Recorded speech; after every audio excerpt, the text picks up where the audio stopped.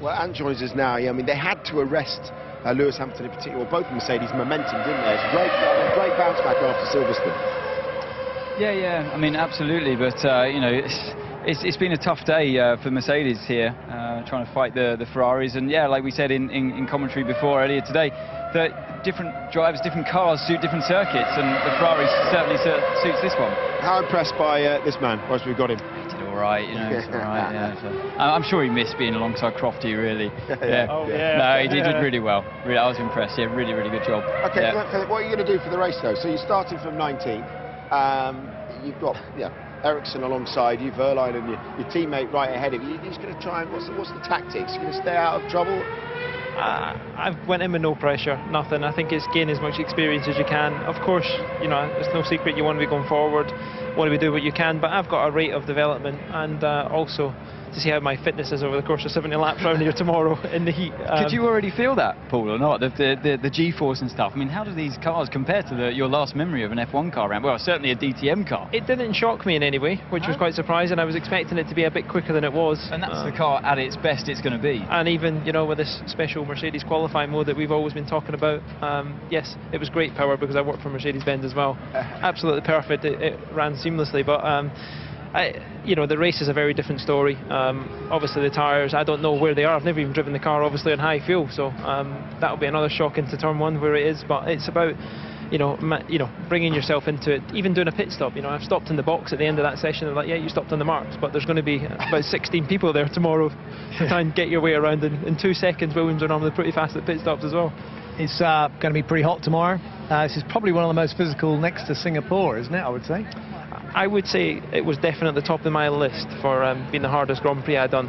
One of them in 2012. And Lucas Auer, who's driving the Force India, I was telling him last week in Moscow, I hope you've been doing some press-ups and I hope you've been working hard. I started my summer holiday a little bit earlier than I should have, expecting everything to be okay this weekend.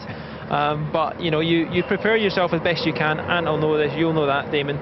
Physically, you can be best prepared, but you can't get the G-force, and you just can't get that. You need to almost relax within your body so you're not tense, and kind of let yourself float around a bit. Just driving fitness basically comes from. There's nothing you can do about it in the gym, is there? No, it's just seat time, getting yourself there. But if you get tired, you know, you can come in. We could probably find another couple of drivers to take over. Yeah. Go for it. He can take Felipe's seat, can't he? You're still at that stage where basically it was all happening too quick. You know, your brain hasn't slowed down time yet. In a way, was it like that the whole session, or did you feel like you could get into a rhythm at all? I got into a reasonable rhythm, but you know, I was a bit too early on the brakes. Equally, the car was rotating a bit too quick for me in certain corners, so I wasn't quite taking enough out of it. Even the throttle stroke is so much longer than you're used to, so it's how much can you squeeze the throttle so you don't spin the rears up with all the power. But I've got to get my head around the steering wheel, and that's the main thing. Get my head around the formation lap, because obviously the team can't speak to you and run me through that. And it's just a list, probably the length of my 2 arms, and not your arms. We have to do some research on that tonight. You're going to have to sit there and think, oh God, you know, that's where that is, that's where this is.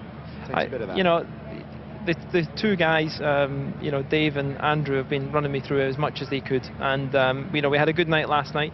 Fortunately, everything I'd done pre-Australia kind of sets you up, gets you in the mood, and I hadn't forgot too much. It's a whole different ball game when you're sitting on the grid and all the lights come on, because your mind kind of goes black. But yeah, it's just about running through the process and trying to do as little mistakes as possible, and I think that's what will make the difference between if I enjoy it or not. Well, and the bit you clearly enjoy is then going into the pen and answering the same question 30 times for different broadcasters. You know, that's absolutely. It was busy, and obviously not having to work with you tonight and tomorrow. I mean, good. Should be quite nice, isn't it? We will go out and we will, you know, we'll think about you as well. I'll still come for dinner. I'll still come for dinner. Just lucky we didn't drag you out for that curry last night. I think that would be an extra turbo boost, that, wouldn't it? Yeah, with everything twitching, yes. I'm sure it would have been. Thanks, Paul. Well done. We'll let you get to your engineering.